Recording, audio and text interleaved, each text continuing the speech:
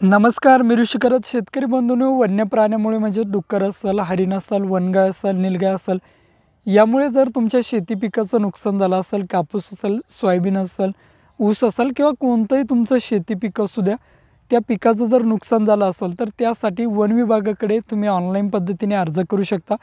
तो ऑनलाईन पद्धतीने अर्ज कशा पद्धतीने करायचा याची ए टू झेड माहिती आपण या व्हिडिओच्या माध्यमातून बघणार आहोत. तुम्ही वन विभागाकडे अर्ज केल्यानंतर त्यांचे कर्मचारी तुमच्या शेतामध्ये पाहणी करण्यासाठी येतील, पंचनामा करतील आणि ज्या गट नंबरमध्ये किंवा प्लॉटमध्ये तुमचा शेती पिकाचं नुकसान झालं असेल त्याचं नुकसान या ठिकाणी लिहून नेतील आणि नंतर निश्चितच काही काळानंतर तुम्हाला त्याची नुकसान भरपाई वन विभागामार्फत दिल्या जाते. चला तर या ठिकाणी कशा पद्धतीने ऑनलाईन अर्ज करायचा याची ए टू झेड प्रोसेस लाईव्ह बघूयात. त्या अगोदर शेतकरी बंधूंनो, आपल्या चॅनलवर जर तुम्ही पहिल्यांदाच आला असाल तर चॅनलला सबस्क्राईब करून ठेवा. असेच नवनवीन व्हिडिओ आम्ही तुमच्यासाठी घेऊन येतो. जर तुम्हाला काही विचारायचं असलं तर व्हिडिओला कमेंट करा. व्हिडिओच्या डिस्क्रिप्शन बॉक्समध्ये टेलिग्रामचा ग्रुप दिला आहे, त्यावरती तुम्ही अजूनही जॉईन झाला नसाल तर त्यावरती जॉईन व्हा. त्यावरती डायरेक्टली तुम्ही आमच्याशी बोलू शकता किंवा तुमचे प्रश्न आम्हाला विचारू शकता. नक्कीच आमची टीम तुम्हाला त्वरित प्रतिसाद देईल. चला तर या ठिकाणी ऑनलाईन पद्धतीने अर्ज कसं करायचं आहे बघूयात. तर सर्वप्रथम मित्रांनो, या ठिकाणी गुगलवरती यायचं आहे आणि या ठिकाणी तुम्हाला सर्च करायचं आहे फॉरेस्ट पीक नुकसान. अशा प्रकारे तुम्ही सर्च केल्यानंतर तुमच्यासमोर अशा प्रकारे वेबसाईट येईल, RTS ॲप्लिकेशन फॉर्म म्हणून, महाराष्ट्र फॉरेस्ट डिपार्टमेंट. यावरती तुम्हाला एक नंबरलाच वेबसाईट आली, त्यावरती क्लिक करायचे. या वेबसाईटची लिंक व्हिडिओच्या डिस्क्रिप्शन बॉक्समध्ये दिली आहे, तिथून तुम्ही डायरेक्टली या वेबसाईटवरती येऊ शकता. खाली बघा, या ठिकाणी तुम्हाला दिसतंय वन्य प्राणहानीमुळे झालेल्या पीक नुकसानीकरता नुकसान भरपाई मंजूर करणे, यावर पर्यायावरती तुम्हाला क्लिक करायचं. समोर ॲप्लिकेशन फॉर्म दिसतोय. आता हा फॉर्म आपल्याला भरायचा आहे. फॉर्म भरण्यासाठी शेतकऱ्याची वैयक्तिक माहिती भरायची व्यवस्थित, फक्त मराठीमध्ये. आता या ठिकाणी बघा, ॲप्लिकंट फुल नेम तुम्हाला दिसतंय. तर या ठिकाणी ॲप्लिकंट फुल नेममध्ये अर्जदाराचं संपूर्ण नाव म्हणजे शेतकऱ्याचं संपूर्ण नाव या ठिकाणी टाकायचं आधार कार्डनुसार. शेतकऱ्याचा मोबाईल नंबर टाका. नंतर बघा, आधार नंबर दिला आहे. शेतकऱ्याचा जो आधार नंबर असेल तो आधार नंबर या ठिकाणी टाकायचा आहे. नंतर नुकसान कशाची झाली ते टाकायचं. ऊस असेल, पीक असेल, काय जे असेल, समजा आपलं पीक आहे, मग सोयाबीन आहे, कापूस आहे, तूर, उडीद, मूग, काय जे तुमचं पीक असेल ते पीक तुम्ही या ठिकाणी टाकायचं. टाकल्यानंतर परत शेतकऱ्याचं नाव टाकायचं. तिथे मराठीमध्ये नाव टाकायचं, ओन्ली मराठी अल्फाबेट्स दिले.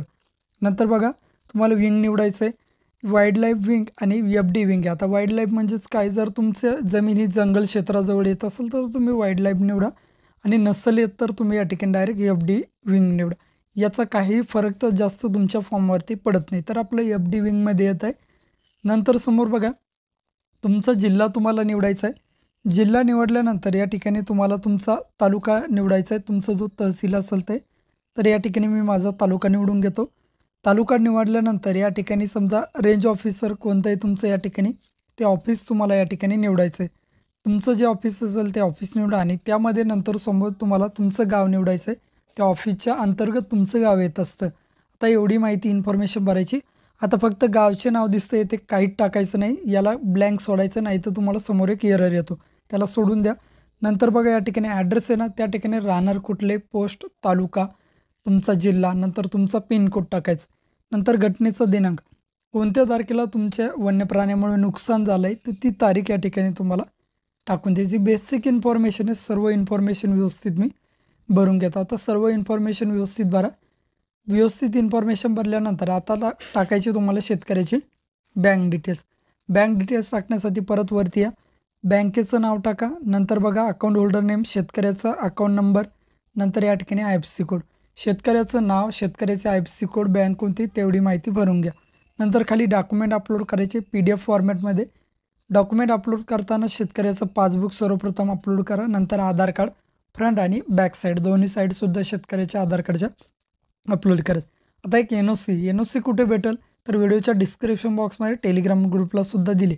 ही NOC बघा, येथे परत मी श्री, तुमचं नाव, शेतकऱ्याचं, राहणार कुठले, तालुका, जिल्हा, परत अर्जदार श्री, राहणार कुठले, तालुका वगैरे काय ते बेसिक इन्फॉर्मेशन. नंतर परत त्यांचं नाव, कुठले राहणार तेच टाकायचं. नंतर स्थळ, या ठिकाणी दिनांक, शेतकऱ्याची सही, नाव, पत्ता आणि भ्रमणध्वनी म्हणजेच मोबाईल नंबर.